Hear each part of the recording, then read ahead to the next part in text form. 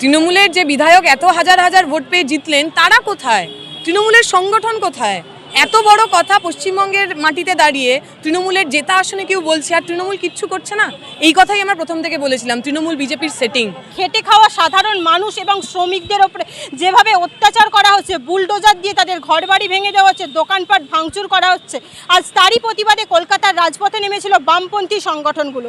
এই মিছিলে পা মিলিয়েছিলেন দীপশিতা ধর থেকে শুরু করে আফরিন বেগম থেকে শুরু করে একাধিক বামপন্থী সংগঠনরা। আমাদের সংবিধান অনুযায়ী আপনি যেই পার্টিরই হন না কেন, আপনি হিন্দু, মুসলমান, সিপিএম, বিজেপি সবারই নেতা হন, সবারই মন্ত্রী হন, সবারই এমএলএ হন, সবারই এমপি হন।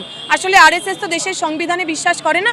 যারা সংবিধানে বিশ্বাস করে না তারা সংবিধান বিরোধী কথা বলবে, সাম্প্রদায়িক কথা বলবে, এটাই স্বাভাবিক। তারা এতদিন একটা কথাও বলেননি কেন?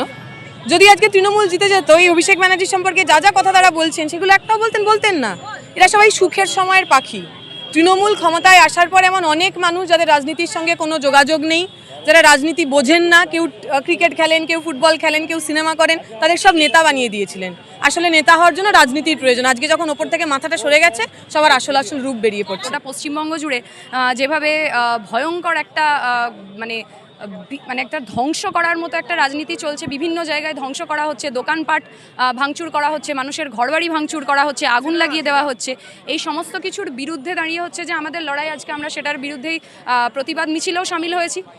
আমাদের লড়াইটা তো আসলে নির্বাচনী লড়াইয়ে থেমে নেই। আমাদের যে দাবিগুলো ছিল সেই দাবিগুলো নিয়ে আমরা রাস্তায় রয়েছি, যাতে মানুষের কোনো রকম সমস্যা না হয়, মানুষ যাতে সঠিকভাবে বসবাস করতে পারে এই পশ্চিমবঙ্গে। হিংসা, হানাহানি, ধর্মীয় বিভাজন, এই রাজনীতিগুলোকে যেন মূল করে না দেখানো হয়, সেটার জন্য আমাদের যেমন লড়াই চলবে, একইভাবে যে ভোটাধিকার তাদের যে খর্ব করা হয়েছিল সেটা নিয়ে এই সরকারকে এখনো অবধি আমরা কোনো কথা বলতে দেখিনি। কিন্তু বামপন্থীরা আমরা লড়াই করছিলাম, আমরা লড়াইয়ে আছি। যে মানুষদের ভোটাধিকার খর্ব করা হয়েছে তাদের সংবিধান সুরক্ষিত অধিকারের জন্য বামপন্থীরা লড়াই করবে।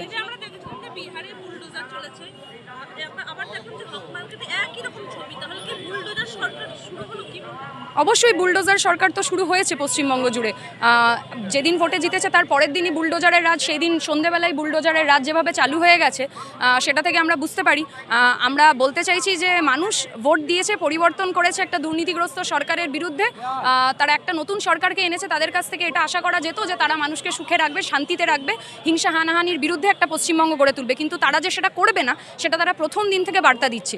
ফলে যে বুলডোজার আমরা উত্তরপ্রদেশে চলতে দেখেছি, একই রকম আমাদের পশ্চিমবঙ্গের গ্রাম বাংলায়, আমাদের পশ্চিমবঙ্গের কলকাতা শহরের বুকে, এই নিউ মার্কেটের বুকে আমরা চলতে দেখেছি। সেটার বিরুদ্ধে রাস্তায় নামতে হবে, লড়াই করতে হবে, মানুষকে ঐক্যবদ্ধভাবে এই শক্তির বিরুদ্ধে লড়াই করতে হবে। যারা সিলেবাস থেকে বাদ দেওয়ার চেষ্টা করছে, আমাদের হিস্ট্রিকে বদল করার চেষ্টা করছে, ইতিহাসকে বিকৃত করার চেষ্টা করছে, আমাদের একাধিক মনীষীকে, স্বাধীনতা সংগ্রামীদেরকে তারা বিভিন্ন সময় দেশদ্রোহী বানানোর চেষ্টা করেছে নিজেদের বিভিন্ন ওয়েব সিরিজে কথাবার্তার মাধ্যমে। তাদের বিরুদ্ধে তো আমরা মতাদর্শগত লড়াই চালিয়ে গেছি। বর্তমান দিনে লড়াইটা আরও বেশি কঠিন হতে চলেছে। তৃণমূলের মতো একটা দুর্নীতিগ্রস্ত লুম্পেনের দলের বিরুদ্ধে যে লড়াই ছিল, আরএসএসের মতো, বিজেপির মতো একটা শক্তি, মতাদর্শের জন্য লড়াই, মতাদর্শ নিয়ে সেই লড়াইটা লড়তে হবে। বামপন্থীরা সেটার জন্য প্রস্তুত, আমরা রাস্তায় আছি, মানুষের সাথে আছি, সেই লড়াইটা লড়ব। ফলে সেইটার বিরুদ্ধেও যেমন আমাদের লড়াই, সাধারণ মানুষও একই সাথে রাস্তায় নামবে, লড়াই করবে, সেটাই আশা রাখি। যে মহিলাদের সাথে এই ঘটনা ঘটছে তাদের পাশে আমাদের প্রত্যেককে আসলে একজোট হয়ে দাঁড়াতে হবে। এই মুহূর্তে দাঁড়িয়ে এইরকম সাম্প্রদায়িক শক্তির বিরুদ্ধে, বর্বর শক্তির বিরুদ্ধে ঐক্যবদ্ধ হতে হবে। লড়াইটা খুব কঠিন, কিন্তু আমরা যদি একসাথে লড়াই করি, এদেরকে দূরে সরানো কোনো ব্যাপার হবে না। কারণ বিজেপি তো জানেনই জুমলা। বিজেপি যা কথা বলেন, মমতা ব্যানার্জির কথা অনুযায়ী প্রতিশ্রুতি মানেই প্রতারণা। আমরা সবাই জানতাম ওরা যা বলছেন সেটা জুমলা, সেটা মিথ্যে কথা, মানুষ সেটা বোঝেননি। এই তোমাদের টিভিতে আমি বলে দিলাম, আজকের দিনে দাঁড়িয়ে তৃণমূলের যে যে নেতাদের বিরুদ্ধে এবিভিপি কথাবার্তা বলছেন, তৃণমূলের যে দাদাদের বিরুদ্ধে এবিভিপি বড় বড় কথা বলছে, আজ থেকে 1 মাস, 2 মাস, 4 মাস, 5 মাসের মধ্যে তৃণমূলের সেই দাদারাই আবার এবিভিপির দাদা হবে, এবং যা যা কাজ তারা তৃণমূলের হয়ে করতেন সে একই কাজ এবিভিপির হয়ে করবেন। এটাই নর্মাল, এটাই হবে। তো বাংলায় যারা পরিবর্তন চেয়েছিলেন এবং যারা বিজেপিকে ভোট করেছেন তারাই বলতে পারবেন।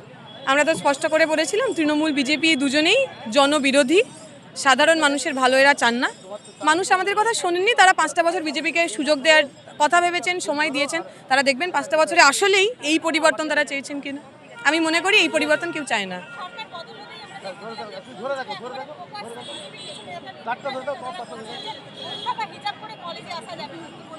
এ তো নতুন না, আমাদের মনে আছে কর্ণাটকেও ওই বিশ্ব হিন্দু পরিষদ আরএসএস একই কথা বলেছিল।